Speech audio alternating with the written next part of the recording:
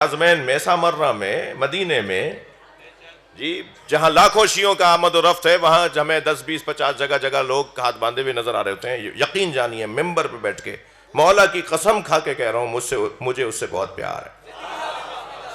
مجھے اس سے بہت پیار ہے جو لاکھوں شیعوں میں ہاتھ باندھ کے نماز پڑھ رہا ہوتا ہے. کیوں پیار ہے؟ ایک سبب تو یہ ہے کہ مجھے اس سے اس لیے پیار ہے کہ وہ لاکھوں شیعوں میں ہاتھ باندھ کر بتاتا ہے شیعوں سے ڈرنا نہیں ہے، مارتے نہیں ہیں.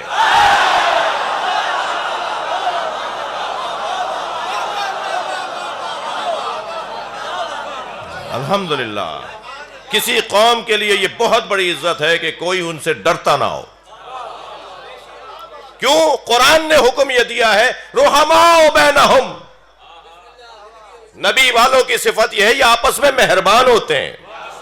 تو کیا سنی محمد الرسول اللہ جو پڑھتا ہے وہ محمد سرکار کوئی اور ہے، اور شیعہ جو محمد الرسول اللہ پڑھتا ہے وہ سرکار کوئی اور ہے؟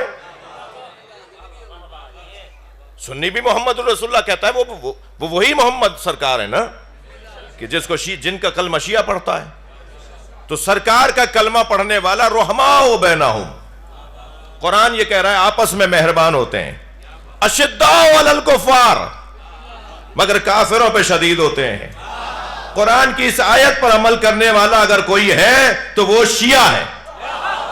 آج امریکہ کے دانت کھٹے ہو رہے ہیں اور مسلمان آپس میں جڑتے چلے جا رہے ہیں. جی آپس میں پیار سے رہو بھائی، محبت سے رہو. شیعہ کسی سے نفرت کرے، میں ان بچوں سے کہہ رہا ہوں خبردار اپنی لغت میں نفرت کا لفظ کاٹ دو. تمہارے ذہن میں جو لغتیں ہیں، الفاظ تمہارے ذہن میں جو بیٹھے ہوئے ہیں، ان میں سے لفظ نفرت نکال دو. ہمیں کسی سے نفرت نہیں کرنی، ہمیں پیار کرنا ہے، محبت کرنی ہے. جی گلے لگانا ہے.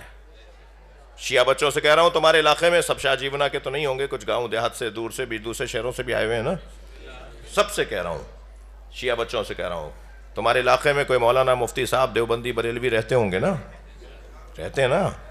تو ایک مٹھائی کا ڈبہ، ایک جوڑا، ہر 1-2 مہینے کے بعد ان کے دروازے پہ جا کے کہو ہم شیعہ ہیں مگر ہمارے عالم نے کہا ہے کہ اہل سنت علماء کا احترام کیا کرو، ہم آپ کے لیے گفٹ لے کر آئے ہیں.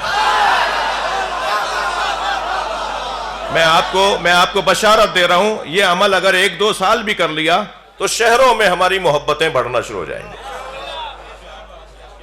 اور میں سنی بچوں سے کہہ رہا ہوں شیعہ مسجد میں آ کے نماز پڑھا کرو.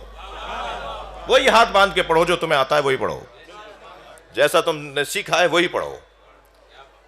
مگر شیعہ مینجمنٹ کی جو مسجدیں ان میں آ کے نماز پڑھو. یہ منظر بننا چاہیے. کب تک نفرتیں ہوں گی؟ 5% بھی نہیں ہے جو فساد پھیلانے والے نے. 95% سنی شیعہ لڑنا نہیں چاہتے. 95% سنی شیعہ پیار سے رہنا چاہتے ہیں. اور وہ جو 5% بھی ہے نا، وہ بھی میں نہیں ان پہ تبصرہ کرنا چاہتا، لیکن اتنا ضرور کہوں گا کہ انہیں بھی سمجھانے کی ضرورت ہے. ایک حقیقت ہے، شیعہ ایک حقیقت ہے. سارے شیعہ مل کے سنیوں کو ختم نہیں کر سکتے اور سارے سنی مل کے شیعوں کو ختم نہیں کر سکتے. تو جو کام کر نہیں سکتے اس کی کوشش کیوں کرتے ہو؟ پیار سے رہو، محبت سے رہو. میں خاص طور پر شیعہ بچوں سے کہہ رہا ہوں نفرت ہماری لغت میں نہیں ہونا چاہیے. لفظ نفرت کسی کے ساتھ، ہمیں کسی سے نفرت ہے ہی نہیں. جی اگر آپ کسی بنیاد پر کسی کے ساتھ پرخاش رکھتے ہیں تو اس کا مطلب محض آرائی نہیں ہے. علامہ طالب جوہری ایک بڑا نام ہمارا گزرا ہے، ان کا بڑا حسین جملہ ہے جو میں آپ کو ہدیہ کر رہا ہوں. وہ فرمانے لگے سب سے اچھا انتقام یہ ہے کہ انتقام نہ لیا جائے. درگزر کرو، معاف کرو. مجھے اس سنی سے بڑا پیار ہے جو لاکھوں شیعوں میں ہاتھ باندھ کے نماز پڑھتا ہے، مگر اتنا ہی اس شیعہ سے نفرت ہے جو 4 سنیوں میں ہاتھ باندھ لیتا ہے.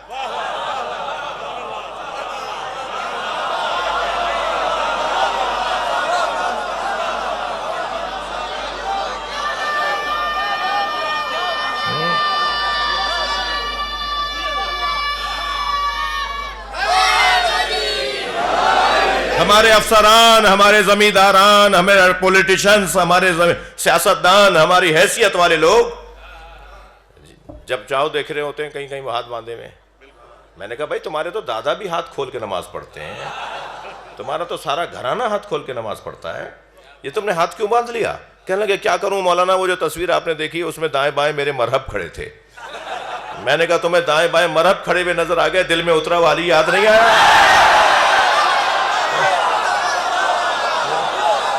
ہمت کرو۔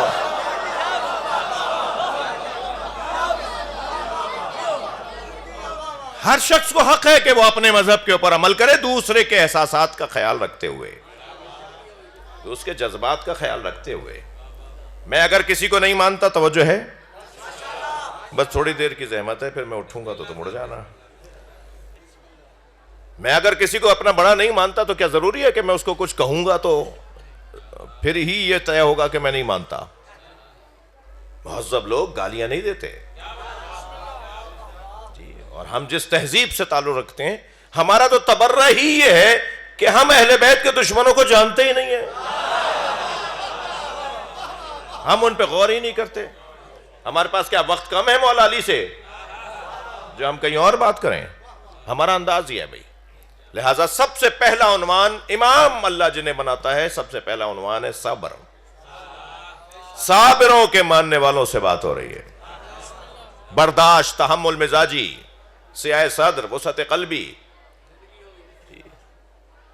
گلی میں، روڈ پہ، شاہراہ پہ جو گڑھا ہے، ایک بڑا گڑھا فرض کریں کہ کوئی مثلاً 3 فٹ کا گڑھا، اس پہ سے سائیکل گزرے گی تو گرے گی نا، موٹر سائیکل گزرے گی گرے گی، ایسا ہی ہے۔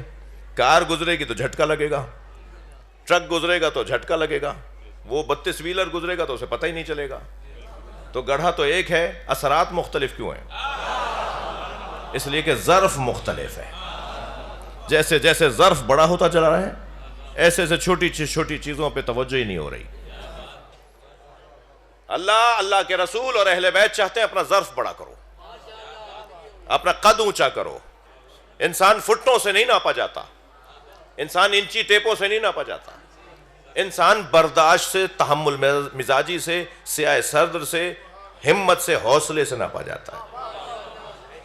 وہ ایک صاحب مجھ سے کہنے لگے کہ ہم بہت دن سے صحراؤں میں سفر کر رہے تھے، اچانک ہمیں ایک جنگل میں گھر نظر آیا، فوجی تھے، وہ کہہ رہے ہیں میں نے وہ اسٹک میرے ہاتھ میں تھی، میں نے دروازہ بجایا، ایک بچہ باہر آیا، میں نے اس سے کہا بیٹا کسی گھر میں کوئی بڑا ہو تو اسے بھیجو، مجھے بات کرنی ہے۔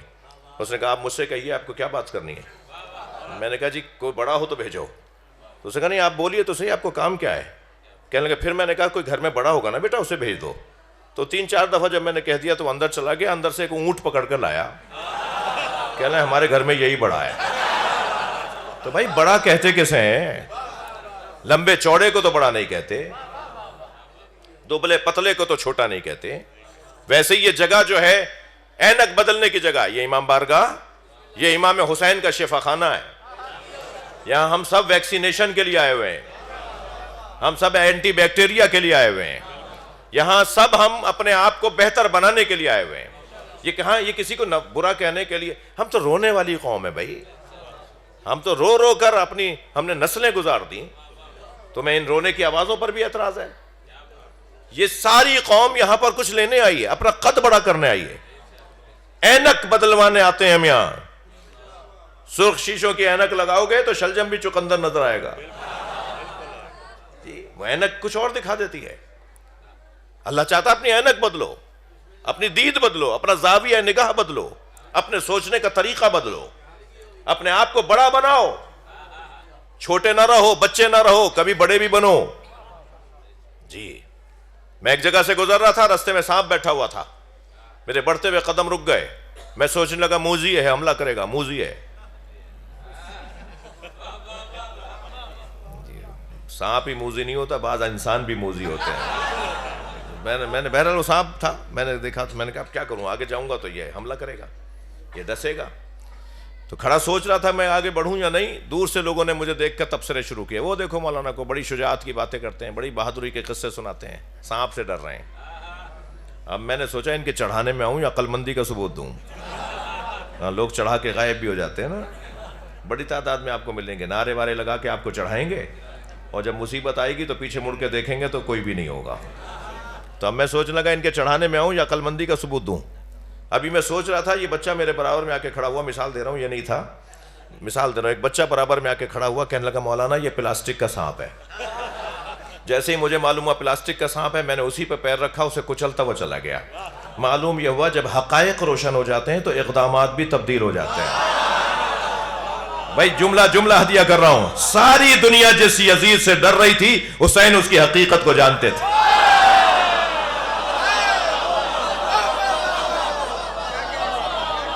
فرمایا میرے مولا حسین نے، اے ولید کل دن نکلنے دو، سورج نکلنے دو، سارے مدینے کے سامنے مجھ سے سوال بیعت کرو۔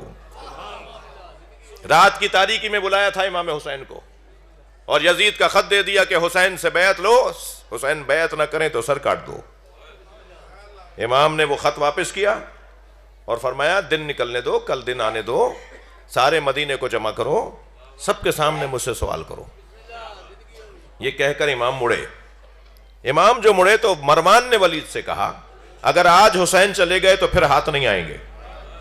تو امام نے یہ جملہ سنا تو امام پھر پلٹے اور ایک مرتبہ دیکھ کے فرمایا انت تقتلنی ام ہوا یا ابن زرخہ، اے بد کردار عورت کی اولاد، تو مجھے مارے گا یا تو مارے گا؟ تم میں سے کس میں جرأت ہے جو مجھے مارے؟ تو ایک مرتبہ جب آواز مولا حسین کی بلند ہوئی تو دربار کا دروازہ کھل گیا اور حضرت عباس اندر داخل ہوئے۔ تلوار کھینچے ہوئے حضرت عباس دربار میں امام حسین کو بڑھ کے سلام کیا، مولا کس نے تکلیف پہنچائی؟ امام نے دستہ شمشیر پر ہاتھ رکھ کے فرمایا عباس یہ مدینہ ہے، کربلا نہیں ہے۔ اجرکم اللہ، اجرکم اللہ۔ عباس چلو میرے بھائی، دربار سے باہر آئے، دربار سے باہر آئے، رخ تو امام حسین کا حضرت کے گھر کا رستہ اور رخ تو کچھ اور تھا، مگر مولا نے کسی اور رستے کی طرف مڑنا چاہا۔ تو یہ حضرت عباس نے فرمایا مولا کہاں کا ارادہ ہے؟ فرمایا بہن زینب کے پاس جاؤں گا۔ رات کی تاریکی میں دروازے پہ دستک ہوئی، کنیز دروازے پر آئی، مولا حسین کو دیکھا، بنی ہاشم کے جوانوں کو دیکھا، مولا عباس کو دیکھا، ہاتھ پیر پھولاتی ہوئی گھر میں بھاگی، جناب زینب کو آواز دے کر کہا آقا زادی حسین آئے ہیں۔ جناب زینب فوراً عجلت میں دروازے کی طرف آئیں، امام گھر میں داخل ہوئے، بہن بھائی کی ملاقات ہوئی اور امام حسین نے ایک ہی جملہ فرمایا زینب مدینہ رہنے کی جگہ نہیں رہا۔ اجرکم اللہ، اجرکم اللہ۔ اللہ آپ کو کسی غم میں نہ رلائے، سوائے غم اہل بیت میں رونے رلانے والوں میں قرار دیں۔ زینب مدینہ اب رہنے کی جگہ نہیں رہا، ہم مدینہ چھوڑ کے جائیں گے، تیاری کرو میری بہن۔ جناب زینب نے تیاریاں شروع کی۔ دوسرا دن آ گیا، 28 رجب کا دن آ گیا، 28 رجب کا دن آ گیا۔ ہاں زدارو، 60 ہجری 28 رجب، امام حسین علیہ السلام مدینہ چھوڑ رہے ہیں۔ عباس محملیں تیار کرواؤ۔ بیت الشرف کے بعد حویلی کے باہر قناتیں لگائی گئیں، عماریوں کو تیار کیا گیا۔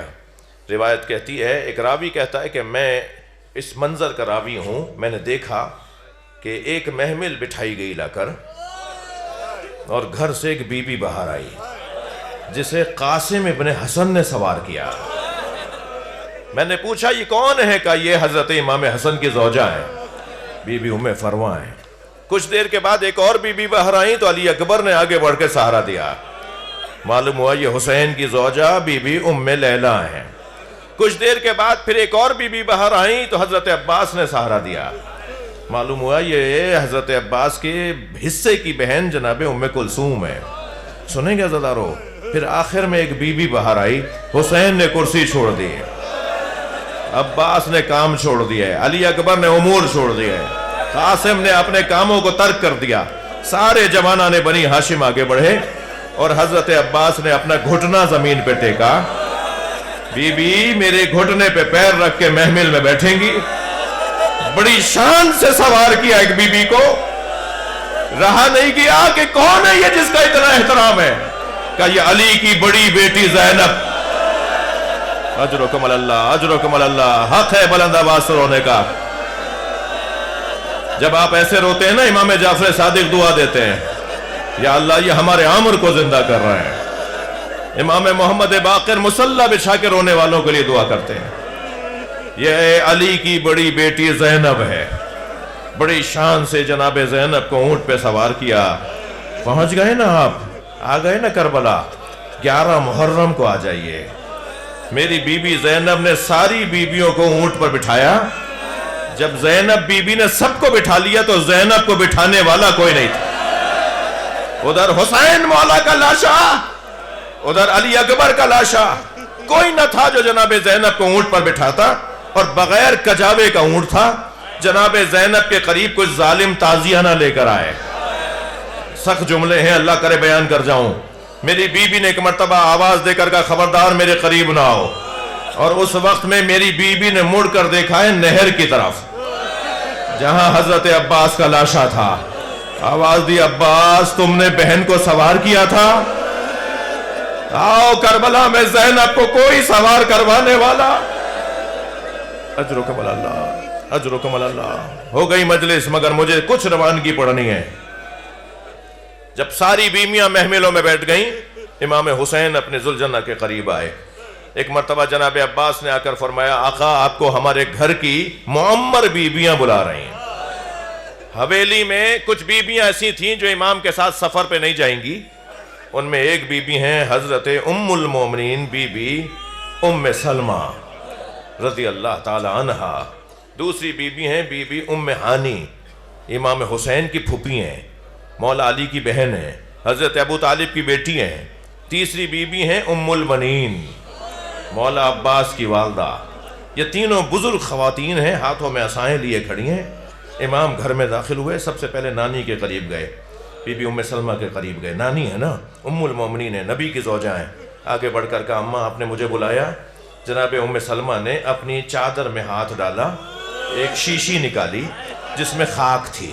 فرمایا حسین تمہارے نانا نے آخری وقت میں مجھے خاک دی تھی اور مجھ سے کہا تھا اسے سنبھال کے رکھنا، جب یہ خاک خون میں بدل جائے تو سمجھنا میرا حسین مارا گیا۔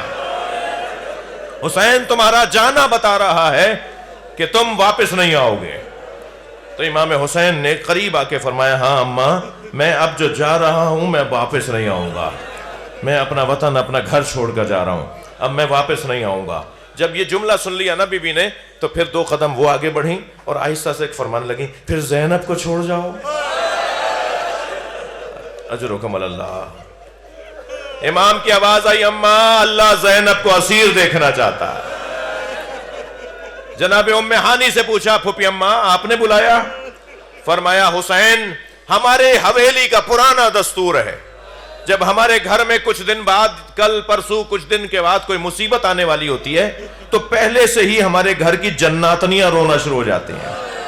ہماری حویلی میں جو جن عورتیں ہیں جناتنیاں ہیں وہ رونا شروع ہو جاتی ہیں۔ حسین کل رات سے ان کے رونے کی آوازیں آ رہی۔ فرمایا اماں یہ میرا نوحہ پڑھ رہی ہیں، اماں یہ مجھے رخصت کر رہی ہیں۔ پھر حضرت ام البنین کو دیکھ کے فرمایا اماں آپ نے بلایا؟ فرمایا آقا زادی تمہارے بابا نے مجھ سے عقد کیا تھا تاکہ اللہ مجھے شجاع بیٹا عطا کرے۔ اللہ نے مجھے 4 شجاع بیٹے عطا کیے، مگر میں کبھی کبھی سوچتی ہوں کہیں عباس وفاداری میں کوتاہی نہ کر جائے۔ میرے مولا حسین نے مڑ کر دیکھا حضرت عباس کی طرف، اشارہ کیا، حضرت عباس قریب آ گئے کہ عباس اپنی ماں کو یقین دلاؤ تم کتنے بڑے وفادار۔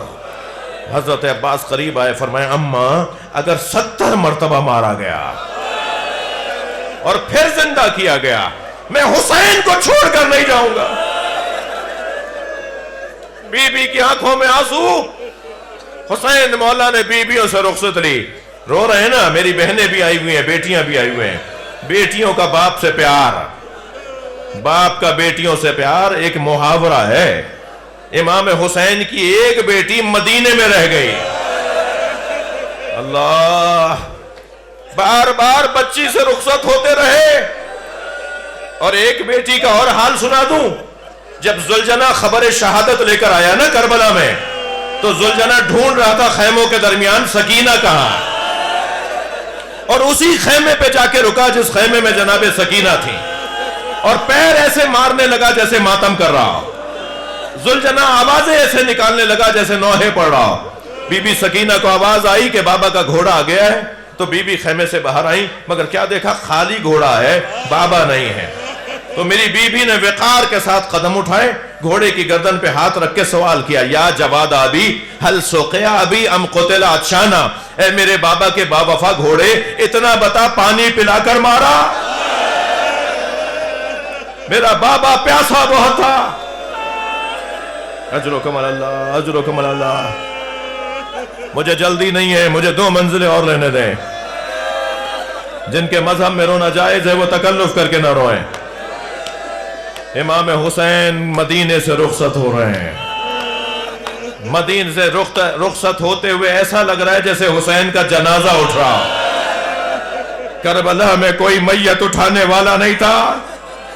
زہرا کا لال 3 دن بے گور و کفن رہا، لیکن جب مدینے سے رخصت ہونے لگے تو سارا شہر ایسے رخصت کر رہا تھا، ایسے رو رو کر رخصت کر رہا تھا جیسے کسی کا جنازہ اٹھ رہا ہو۔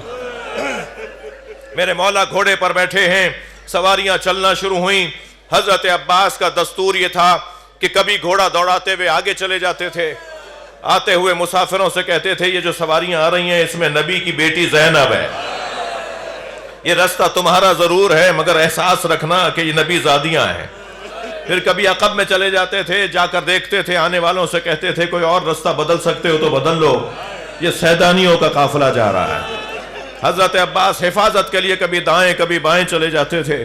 ایسے ہی اچانک گھوڑا دوڑاتے ہوئے امام حسین کے قریب آئے، آ کر امام کو سلام کیا۔ امام اپنے ذوالجناح پہ بیٹھے سفر کر رہے ہیں، گھوڑا چل رہا ہے۔ حضرت عباس کا گھوڑا قریب آیا، فرمایا مولا ہمارے قافلے کے پیچھے ایک مختصر سا قافلہ آ رہا ہے، ایک چھوٹا سا قافلہ آ رہا ہے۔ امام نے فرمایا کون لوگ ہیں؟ کہ مولا صحابی رسول ہیں، حضرت عبداللہ ابن عروہ غفاری رضوان اللہ تعالیٰ علیہ، ان کا بیٹا بھی ہے اور ان کا غلام بھی ہے، 3 سوار ہیں اور 4 سواریوں چند سواریوں پر سامان لدا ہوا ہے، وہ ہمارے پیچھے پیچھے آ رہے ہیں۔ امام نے فرمایا اے عباس تم نے پوچھا کہاں کا ارادہ ہے؟ تو کہا مولا میں ان کی خدمت میں گیا تھا، انہوں نے فرمایا تم آگے چلو ہم پیچھے پیچھے آ رہے ہیں۔ امام نے ذوالجناح کو آواز دے کر کہا اے راہبار مجھے نانا کے صحابی تک پہنچا۔ گھوڑا لے کر پہنچا، جیسے ہی انہوں نے امام حسین کو آتے دیکھا، حضرت عبداللہ ابن عروہ غفاری نے خود کو گھوڑے سے اتار دیا، امام سے گلے ملے۔ امام نے فرمایا اس بڑھاپے میں، اس ضعیفی میں کہاں کا ارادہ ہے؟ ضعیف سے بال سفید تھے، ہاتھوں میں راشا تھا، چہرے پہ بڑھاپا تھا، کمر خمیدہ تھی، کمر رو سنبھالنے کے لیے پٹکا باندھا ہوا تھا، گھوڑے پہ بیٹھنے میں بھی انہیں تکلیف تھی۔ حضرت نے فرمایا اس بڑھاپے میں کہاں کا ارادہ ہے؟ تو حضرت عبداللہ ابن عروہ غفاری نے فرمایا حسین تم کم سن تھے، نبی خطبہ دے رہے تھے، تم مسجد میں آئے، تمہارا پیر تمہارے کرتے میں الجھا، تم زمین پر گرے، نبی نے ممبر چھوڑ دیا، تمہیں اپنی گود میں لے کے ممبر پہ بٹھایا اور ہم سب صحابیوں سے خطاب کیا میرے حسین کو غور سے دیکھو، اگر یہ بچوں کے ساتھ جا رہا ہو، اگر یہ مدینہ چھوڑ رہا ہو اور تم میں سے کوئی زندہ ہو، تم میں سے کوئی زندہ ہو تو حسین کا ساتھ ضرور دینا، میرے بچے کو تنہا نہ کرنا، میرے حسین کو اکیلا نہ کرنا۔ اے حسین میں بوڑھا ضرور ہوں مگر مجھے نبی کی وصیت ہے، میں تمہارا ساتھ دینے کے لیے تمہارے ساتھ ساتھ جا رہا ہوں۔ امام کی آنکھوں میں آنسو آ گئے، گلے لگا کے روئے، نانا کو یاد کیا، فرمایا چلیے پھر ہمارے ساتھ چلیے۔ کہا نہیں حسین تمہارا قافلہ آگے چلے گا، میرا قافلہ پیچھے چلے گا۔ امام نے فرمایا چلیے ہمارے ساتھ چلیے، علی اکبر آپ کی خدمت کریں، عباس آپ کی خدمت کریں گے۔ کہا نہیں حسین میں اس قافلے میں کیسے چلوں جس میں نبی زادیاں، جس میں علی و بطول کی، میں کہوں گا عبداللہ بڑا ادب کیا، کاش 11 محرم کو ہوتے تو دیکھتے زینب چادر مانگ رہی ہے، نبی زادیوں کو پتھر مارا جا رہا۔ اللہ لعنت اللہ علی الظالمین فسیعلم الذین ظلموا ای منقلب ینقلبون۔ اس مجلس میں آنے والوں کی حاجات کی برابری، بانیان کی حاجات کے لیے، ذاکرین کی حاجات کے لیے اس شہر پہ اللہ اپنا رحم اور کرم نازل فرمائے۔ یہاں کی جو پولیس اور رینجرز اور دیگر تمام حفاظتی ادارے ہیں ان سب کی توفیقات خیر میں اضافے کے لیے، دعاؤں کی قبولیت کے لیے ایک بلند تر صلوات